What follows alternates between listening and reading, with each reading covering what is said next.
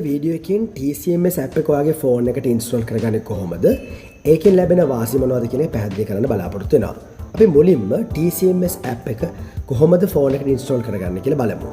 Play Store එකට ගිහිල්ලා search එකේ TCMS කියලා type කරන්න.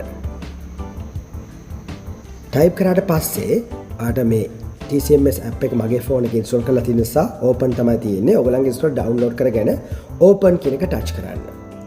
එතකොට ඔයාලට මෙන්න මේ වගේ ඉන්ටර්ෆේස් එකක් දකින්න පුළුවන්. ඒකේ ස්ටුඩන්ට් ඇඩ්මින් කියන එක තමයි ඔයා ටච් කරන්න ඕනි. ඇඩ්මින් ලොගින් කියන්නේ මගේ පැත්තේ තියෙන බෑක් එන්ඩ් එක.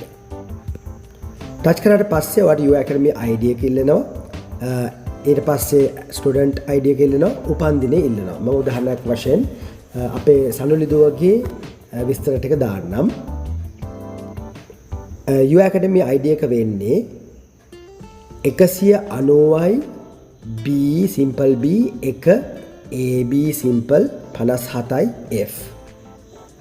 සනුලි දුවගේ ඇඩ්මින් අංකය වෙන්නේ 588.